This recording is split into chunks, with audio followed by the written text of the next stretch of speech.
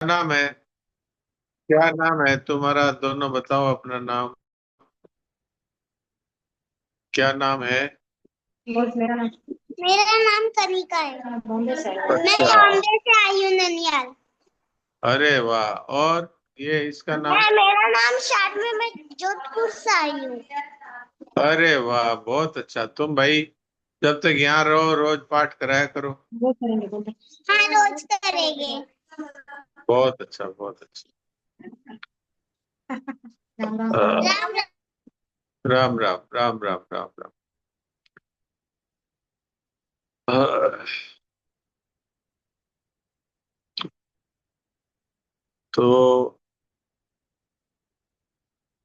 आज है बुधवार। तो हम लोग बातें में से कोई पत्र पढ़ने का विचार रखते हैं। और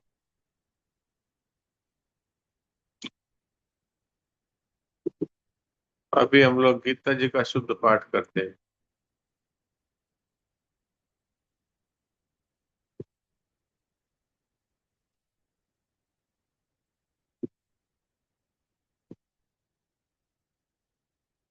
बहुत अच्छा। आज गीता जी का कौन सा श्लोक है? 21वां श्लोक है क्या? नवे अध्याय का।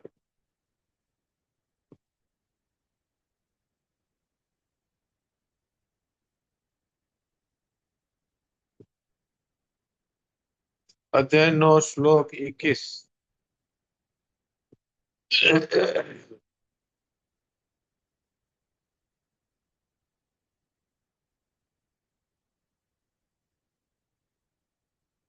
अध्याय 9 श्लोक 21।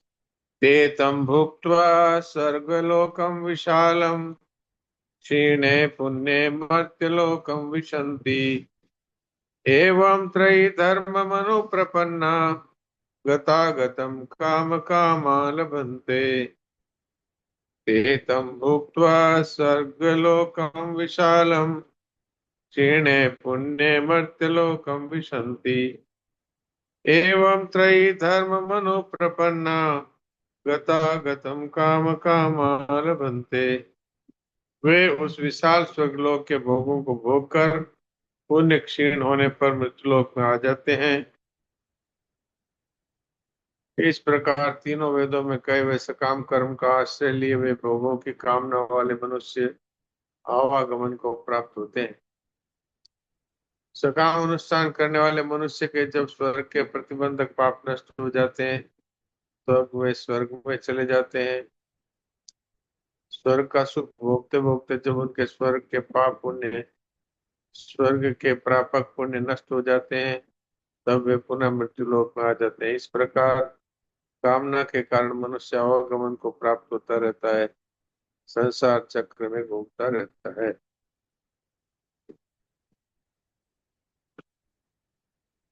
वाणी शर्मा। चलो। नारायण नारायण महाराज जी। बोल रहे प्रेतं ना। भुक्त्वा स्वर्गलोकं विशालं क्षीणे पुण्ये मर्त्यलोकं विशन्ति एवं त्रिधा मनुप्रपन्ना गता गतं काम कामा लभन्ते। वाह, बहुत अच्छा। नारायण नारायण। ते तं नारायण। भुक्त्वा स्वर्गलोकं विशालं क्षीणे पुण्ये मर्त्यलोकं विशन्ति एवं त्रिधर्ममनुप्रपन्ना गतागतं कामकामा लभन्ते। नारायण बहुत नारायण। बहुत बढ़िया। पीतर चंद।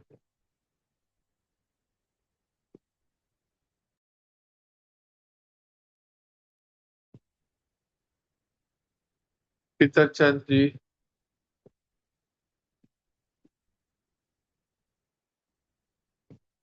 राधे। नारायण महाराज जी, नारायण जी महाराज हाँ। जी। हाँ, बोलिए बोलिए। श्लोक नंबर 21। ते तं भुक्त्वा स्वर्गलोकं विशालं क्षीणे पुण्ये मर्त्य लोकं विशन्ति एवं त्रयीधरं मनुप्रपन्ना गतागतं कामे कामा लभन्ते। बहुत अच्छा। राधे। प्रणाम जीसा। प्रणाम। ते तं भुक्त्वा स्वर्गलोकं विशालं क्षीणे पुण्ये मर्त्यलोकं विशन्ति एवं त्रयीधर्ममनोप्रपन्ना गतागतं कामकामा लभन्ते। बहुत अच्छा। प्रमोद जी भाटिया। प्रणाम महाराज। प्रणाम। ते तं भुक्त्वा स्वर्गलोकं विशालं क्षीणे पुण्ये मर्त्यलोकं विशन्ति एवं त्रयीधर्ममनुप्रपन्ना गतागतं कामकामा लभन्ते। बहुत अच्छा। गायत्री। नारायण नारायण नारायण नारायण। नारायण नारायण। ते तं भुक्त्वा स्वर्गलोकं विशालं क्षीणे पुण्ये मृत्यलोकं विशन्ति एवं त्रयीधर्म मनुप्रपन्न गतागतं काम कामा लभन्ते। बहुत नारायण अच्छा। साहब। नारायण नारायण। सुलोचना।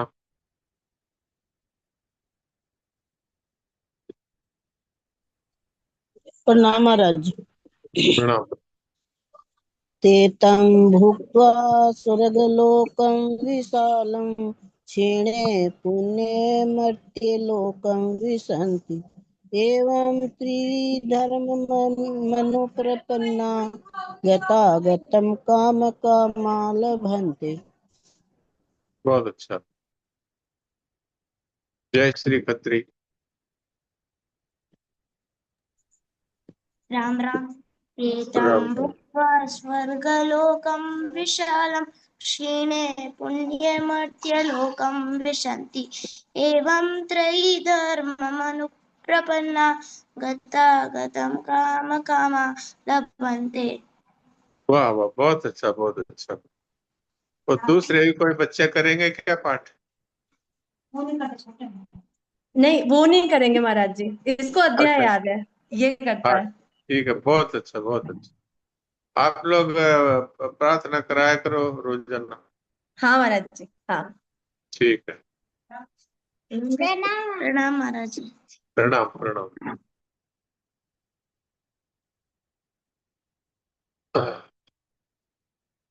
पुष्पा। प्रणाम महाराज जी। ते प्रणाम। तं भुक्त्वा स्वर्गलोकं विशालं क्षीणे पुण्ये मर्त्यलोकं विशन्ति एवं त्रयीधर्ममनुप्रपन्ना गतागतं कामकामा लभन्ते। बहुत अच्छा बहुत अच्छा। रामानुज जी। राम राम नारायण नारायण। राम राम। ते तं भुक्त्वा स्वर्गलोकं विशालं क्षीणे पुण्ये मर्त्यलोकं विशन्ति एवं त्रयीधर्ममनुप्रपन्ना गतागतं कामकामा लभन्ते। नारायण नारायण प्रणाम। बहुत अच्छा बहुत अच्छा।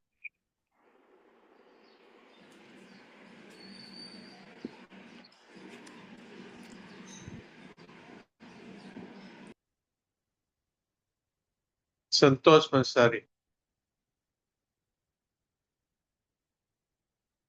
राम प्रणाम सीसा। राम राम। बोलो राघव। ते तं भूत्वा स्वर्गालोकं विशालं क्षीणे पुण्ये मर्त्यलोकं विशन्ति एवं त्रयीधर्ममनुप्रपन्ना गतागतं काम कामा लभन्ते। वाह वाह, बहुत अच्छा, बहुत अच्छा। राम राम। राम राम। छोटे छोटे बच्चे हैं, कितना अच्छा पाठ करते हैं, वाह, मन प्रसन्न हो जाता है।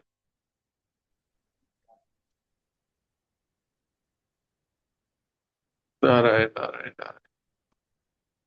तो आज तो बुधवार है, संतोष भाई पाथे पढ़ेगी। हाँ, राम प्रणाम जी साहब। राम राम।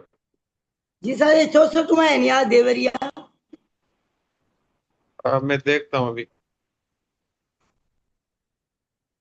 आज 64वां पिछली बार पढ़ दिया था। अच्छा, ठीक है। 65वां है।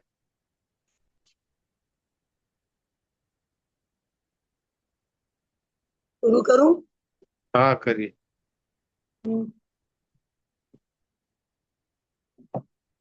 लखीमपुर 12/12/56। देहाती ज्योति दुलारी बेटी, तुम सर्वदा अनंत की प्रीति होकर रहो, कारण कि वही तुम्हारा वास्तविक रूप है। जगत के द्वारा तो जगत की ही बातें कही सुनी जा सकती है, क्योंकि शरीर, इंद्रिय, प्राण, मन, बुद्धि आदि सभी वस्तुएं जगत की तो है, और सभी समस्याएं भी जगत ही में है। जब प्रीति अपने को किसी वस्तु, अवस्था आदि में आबाद करने लगती है, तब उसके सामने आसक्तियों का अंत करने का प्रश्न उत्पन्न होता है। यद्यपि उनके मंगलमय विधान के अनुसार आसक्तियों का अंत करने के लिए अनेक प्रकार की प्रतिकूलताएं अपने आप आती है, किंतु प्राणी प्रमादवश उन प्रतिकूलताओं को अनुकूलता में परिवर्तित करने के लिए अथक प्रयत्न करता है। यद्यपि प्रतिकूलता अपने आप आती जाती है, परंतु प्राणी उसके भय से भयभीत होकर जो नहीं करना चाहिए करने लगता है, और जो करना चाहिए उसे भूल जाता है। हाँ, तो ये जो नए जुड़े हैं उनके लिए बता देता हूँ कि अभी हम लोग शरणानंद जी महाराज की पुस्तक पढ़ रहे हैं, पाथे भाग 1। इसमें 65वां पत्र पढ़ रहे हैं। ये सारे पत्र हैं जो स्वामी शरणानंद जी महाराज के द्वारा लिखे गए हैं और देव की माता जी के लिए लिखे गए हैं। देव की माता जी उनकी शिष्याओं में से एक थी, और ये पढ़ी लिखी थी, और ये रांची के विश्वविद्यालय में मनोविज्ञान की प्रोफेसर थी। तो इनके जीवन में कई तरह की प्रतिकूल परिस्थितियां आई। इनके पति का शरीर शांत हो गया, और भी कई तरह की कठिनाइयां आई। ये महाराज जी को पत्र लिखती थी, और महाराज जी पत्र का उत्तर देते थे। ये समझ लीजिए लगभग 65-70 वर्ष पहले की बात है। पर वो जो जो पत्र लिखे गए हैं, उनके जो उत्तर हैं, वो तो आज नहीं, हजारों वर्षों बाद भी वो वैसे ही काम के रहेंगे। क्योंकि ये जो पारमार्थिक सत्य है वो कालातीत है। वो ऐसा नहीं है कि आज जो बात बताई गई है वो 1000 वर्ष बाद में बदल जाएगी। संसार की सारी बातें बदल जाती है, लेकिन ये जो परमात्मा से संबंधित बातें हैं ये शाश्वत हैं। ये लाखों वर्षों पहले भी वही थी, आज भी वही है, आगे भी उनका प्रभाव वैसा ही रहेगा। तो इसलिए ये पत्र हैं वो चाहे कभी पढ़े जाएं, ये समसामयिक ही रहेंगे, यानी उसी समय के लिए भी उपयोगी रहेंगे, चाहे आज पढ़े चाहे 1000 वर्ष बाद पढ़े। तो जैसा कि स्वामी जी महाराज संबोधन करते हैं, देहातीत दिव्य ज्योति। तो देहातीत हम सभी हैं। हम अपने आप को देह मानते हैं, लेकिन हैं सब हम परमात्मा के चेतन अंश। और देह है ये मांस मिट्टी और ये मलमूत्र का ये एक ठेला है। तो हम इस शरीर में कहीं बैठे हैं ऐसा नहीं है। हम तो परमात्मा में रहते हैं और शरीर है वो संसार में रहता है। पर हमने भूल से मान लिया कि हम इसी शरीर में ही हैं। और हमने अपना नाम भी, जो जन्म से पहले कुछ नाम नहीं था, वो जन्म के बाद में जो नाम रखा उसी को हमने मान लिया यही मैं हूं। तो ये जो अपने आप को शरीर और नाम ये मान करके हमने ये समझ लिया कि हम तो यही है, ये वास्तव में सत्य नहीं है, ये माना हुआ है। वास्तव में सत्य तो ये है कि हम परमात्मा के चेतन अंश हैं और देह से हमारा कोई संबंध नहीं है। तो हम देहातीत पहले से हैं। शरणान जी महाराज देहातीत लिख करके हमें याद दिला रहे हैं कि तुम देह नहीं हो। दिव्य ज्योति का अर्थ होता है ऐसी ज्योति जो कभी बुझती नहीं, ऐसी ज्योति जो सांसारिक ज्योति नहीं है। दिव्य का मतलब है जो परमात्मा से संबंधित, अर्थात आत्मा है उसको दिव्य ज्योति कह सकते हैं। आत्मा की ज्योति न कभी बुझती है न कभी मंद पड़ती है। तो इसलिए वास्तव में शरणानंद जी महाराज देवकी जी को संबोधन करते हैं देहातीत और दिव्य ज्योति। अब वो बाद में आशीर्वाद के रूप में कहते हैं कि तुम सदा सर्वदा अनंत की प्रीति होकर रहो। हम लोग तो कुछ के कुछ बने हुए हैं, कुछ के कुछ बने हुए रहते हैं। कोई कहता है कि मैं व्यापारी हूँ, कोई कहता है मैं शिक्षक हूँ, कोई कहता है मैं डॉक्टर हूँ, कोई कहता है मैं वकील हूँ, कोई कहता है मैं ब्राह्मण हूँ, कोई कहता है मैं क्षत्रिय हूँ। हम तो अपने नाम से, वर्ण से, आश्रम से कुछ न कुछ बने हुए हैं। कोई कहता है मैं ग्रस्त हूँ, कोई कहता है मैं साधु हूँ। वास्तव में हम क्या हैं? वास्तव में हम हैं भगवान की प्रीति। क्योंकि भगवान खुद कह रहे हैं सब मम प्रिय सब मम उपजाए, सब ते अधिक मनुज मोहि भाए। सब के सब मेरे ही संतान है, इसलिए सब मुझे प्यारे हैं। तो हम भगवान के प्यारे बनकर रहे, ये बात शरणानंद जी महाराज कहते हैं। तुम सदा सर्वदा अनंत की प्रीति होकर रहो। तो कोई देवकी माता जी वो प्रीति हो ऐसा नहीं है। हम भी सब भगवान की प्रीति ही हैं, पर हम मूर्खता बस कोई कुछ और कोई कुछ बने हुए बैठे हैं। अब कोई स्त्री बनी हुई है, कोई पुरुष बना हुआ है अपने मन में ही। वास्तव में तो हम सब परमात्मा की संतान हैं। तो शरणानंद जी महाराज के संबोधन में भी बहुत कुछ रहस्य भरा हुआ रहता है। कहते हैं तुम सर्वदा अनंत की प्रीति होकर रहो, कारण कि वही तुम्हारा वास्तविक रूप है। ये जो हम समझते हैं अपने को कोई कुछ और कोई कुछ, ये हमारा वास्तविक स्वरूप नहीं है। वास्तविक स्वरूप है हम अनंत की प्रीति, अर्थात हम उनकी प्यारी संतानें हैं। जगत के द्वारा तो जगत की बातें कही सुनी जा सकती है क्योंकि ये शरीर है, ये जगत में रहता है और इसके अंदर जो इंद्रियां है, प्राण है, मन है, बुद्धि है, ये सभी वस्तुएं तो ये पंच महाभूतों से बनी हुई है। तो ये संसार की है।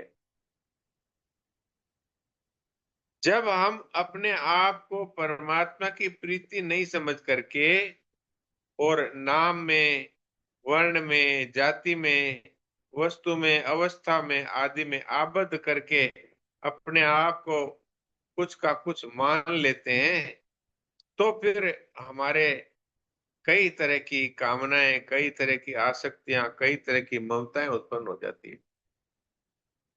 जब हम अब वास्तविक स्वरूप को भूल करके जब शरीर बन जाते हैं, तो अब शरीर के लिए कपड़ा चाहिए, अब मकान चाहिए, अब हमारे बच्चे हैं इनके लिए ये चाहिए, अब हमारी बहू है इनके लिए ये चाहिए। तो अब चाहिए चाहिए का एक एक बड़ा स्वरूप सामने आता है, अनंत कामनाएं उत्पन्न हो जाती है, अनंत तरह की आसक्तियां अर्थात आकर्षण उत्पन्न हो जाते हैं। अब धन चाहिए, अब मकान चाहिए, अब कुटुंब चाहिए, अब जमीन चाहिए, चाहिए चाहिए का एक अंबार लग जाता है। ये क्यों होता है? क्योंकि हमने अपने वास्तविक स्वरूप को भुला दिया। हम बन गए, कोई कहता है मैं ब्राह्मण हूँ, कोई कहता है मैं क्षत्रिय हूँ, कोई कहता है मैं शूद्र हूँ, कोई कहता है मैं शिक्षक हूँ, कोई कहता है मैं वकील हूँ, कोई कहता है मैं व्यापारी हूँ, कोई कहता है मैं किसान हूँ। तो हम कुछ के कुछ बन गए, तो उसी के हिसाब से वस्तु अवस्था परिस्थिति में हम फंस गए और अब चाहने लगे, और उन कामनाओं का, उन आसक्तियों का अंत करने का प्रश्न हमारे सामने आ गया कि ये दुख से हम कैसे छूटे। तो किसी संत महात्मा से पूछते हैं कि क्या करें, बहुत ही तरह तरह के दुख हैं। तो वो कहते हैं भाई संसार की कामनाओं को छोड़ दो, संसार की आसक्ति को त्याग दो।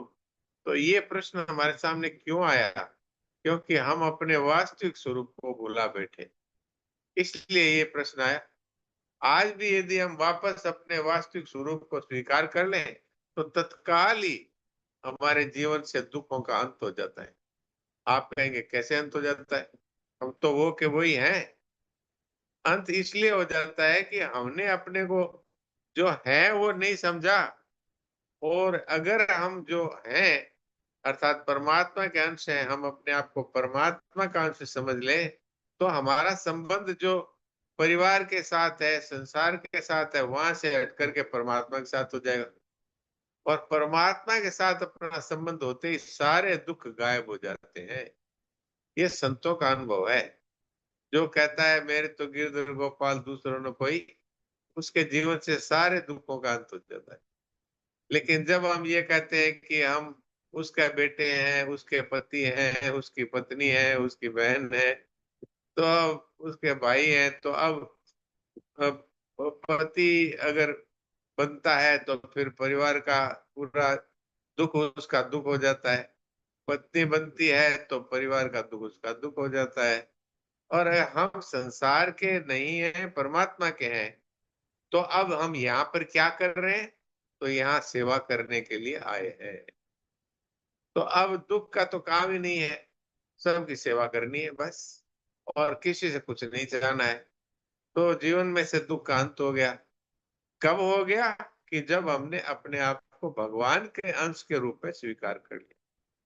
जब तक हम अपने आप को कुछ और ही स्वीकार करके रखते हैं, तब तक अनंत कामनाओं में, अनंत आसक्तियों में, ममताओं में हम फंस जाते हैं। फिर अब ये मर गया तो रो रहे हैं, वो चला गया तो रो रहे हैं, ये आ गया तो हंस रहे हैं।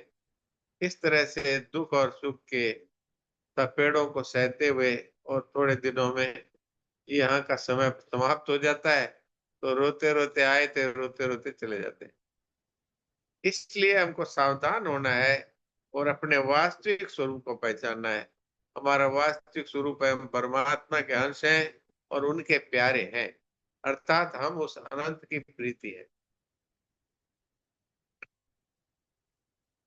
सन्ना जी महाराज कहते हैं कि मनुष्य तो दुखी होता है, लेकिन जब वो संसार को पकड़ता है तो भगवान उससे वो संसार की वस्तुएं छुड़ाते हैं। उनका मंगलमय विधान है, वो संसार का आकर्षण, संसार की ममता, संसार की कामनाएं छुड़ाने के लिए और हमारे से उन वस्तुओं का, व्यक्तियों का वियोग करवा देते हैं, तो हम रोने लगते हैं।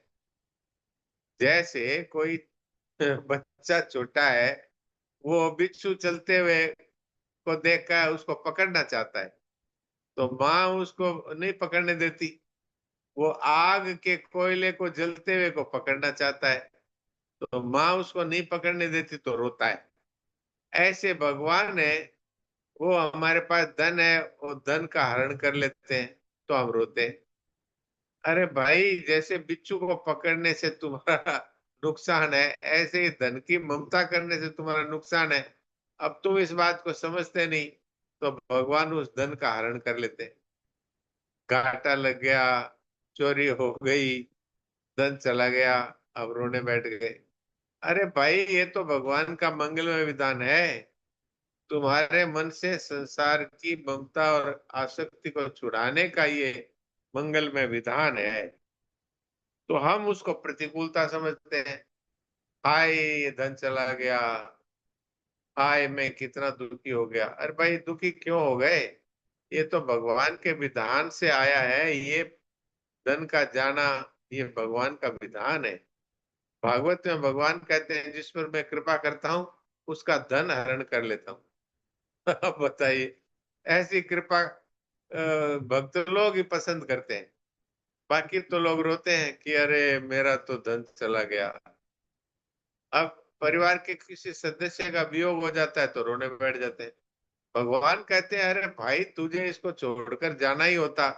ये पहले चला गया तो तू रो क्यों रहा है? संसार तो आता है और जाता है, यहाँ तो जन्मते हैं मरते हैं। यहाँ तो वस्तुएं आती है चली जाती है। वो इसीलिए चली जाती है कि तुम्हारी उनमें ममता है, तुम तो छोड़ नहीं रहे, तो भगवान ही उसको ले लेते हैं। इसका अर्थ है कि तुम ये समझो कि ये तुम्हारा नहीं है। संसार है, ये ममता के लिए नहीं है, सेवा के लिए है। जब तक रहे तब तक सेवा कर दो, जब चला जाए तब भी सेवा करो। क्या सेवा करो? चला जाए तो पीछे से एकादशी का उसके लिए व्रत करके उसका पुण्य उसको दे दो, गीता जी का पाठ करके उसका पुण्य उसको दे दो। तो मरने के बाद भी सेवा ही करो। मरने के बाद हम लोग क्या करते हैं? मरने के बाद उसकी फोटो को टंगा देते हैं और उसके सामने बैठ के रोते हैं। अरे भाई, उसकी फोटो के सामने बैठ के रोना क्या फायदा करता है? तुम इनके लिए अगर प्रेम करते हो तो तुम इनके लिए एकादशी का व्रत करो, उसका पुण्य दे दो। तुम इसके लिए गरीबों को कुछ दान करो, उसका पुण्य इनको दे दो। तो ये करो। पर संसार तो ये काम करता है, बैठ के रोता है। और पूछा जाए क्यों रोते हो, तो सच्ची बात ये है, वो क्यों रोते हैं पता है? वो इसलिए रोते हैं, ये था तो मुझे कमा के देता था, ये था तो मुझे ये सुख देता था, इस बात का रोना है। तो अब क्यों रो रहे हो? अब तो वो नहीं है यहाँ पे, अब उसको याद करके रो रहे। तो तुम उसके याद करके रोगे तो तुम्हारा फायदा क्या होगा? कुछ होगा नहीं। भगवान को याद करके रो तो भगवान मिल जाएंगे। और उस व्यक्ति को याद करके रो रहे हो, वो तो अब कहाँ किस लोक में है, कहाँ किस योनि में है, वो अपने कर्मों का फल भुगत रहा है। आप अब रो रहे हो तो आप अपना समय बर्बाद कर रहे हो। भगवान को याद करो, भगवान के लिए रो तो भगवान मिलेंगे। लेकिन मनुष्य इन बातों को नहीं समझता है, तो प्रमादवश जो मन के विरुद्ध परिस्थितियां आती है तो उसके लिए ये कोशिश करता है कि धन चला गया तो अब इसको वापस प्राप्त करना है। अर्थात प्रतिकूल परिस्थिति को वापस अनुकूलता में बदलने के लिए कोशिश करता है। लेकिन वो तो अपने हाथ में नहीं है, वो तो भगवान के हाथ में है। हमारे हाथ में तो है कर्मण्येवाधिकारस्ते मां फलेषु कदाचन। हमारे हाथ में कर्म करना है, उसके फल का विभाग हमारे पास नहीं है, उनका वो डिपार्टमेंट भगवान के पास है। तो इसलिए मनुष्य को चाहिए कि सेवा करे, बदले में कुछ न चाहे। जो मिलना होगा वो स्वतः मिल जाएगा। पर अपने कुछ चाहेंगे तो दुखी होंगे, रोएंगे, परेशान होंगे, मिलेगा कुछ नहीं। मिलेगा दुख और कुछ मिलेगा नहीं। इसलिए अपना समय इस बात में बर्बाद नहीं करना चाहिए कि अब हमारे मन के प्रतिकूल जो कुछ हुआ है उसको हम अब मन के अनुकूल बना लेंगे। उसी के लिए मनुष्य अपना समय और शक्ति बर्बाद करता है, और ऐसा करते करते उसका जीवन समाप्त हो जाता है, मिलता कुछ नहीं। यद्यपि भगवान के मंगलमय विधान से जो हमारे मन के विरुद्ध परिस्थिति आई है वो भी सदा नहीं रहेगी, वो भी आती और जाती है।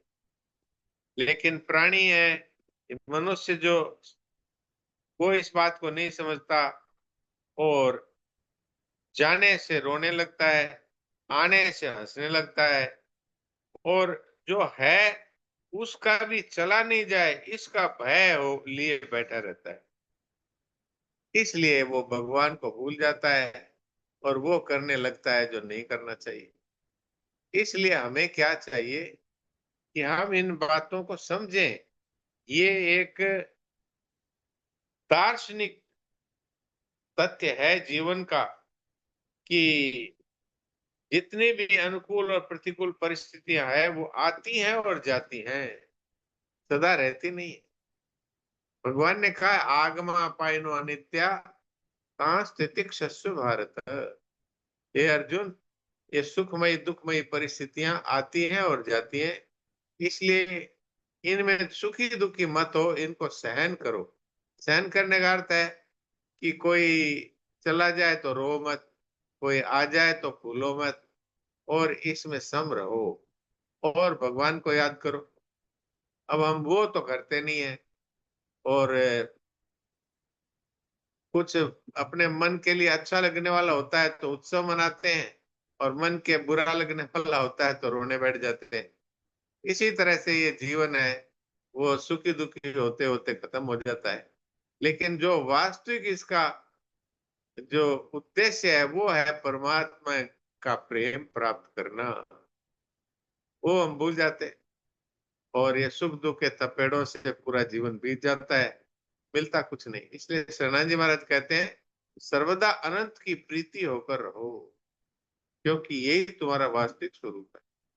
तो अब करीब 1 मिनट बचा है, तो अभी थोड़ी देर के लिए सभी और चिंतन और क्रियाओं से रहित होकर के खूब सत्संग करें।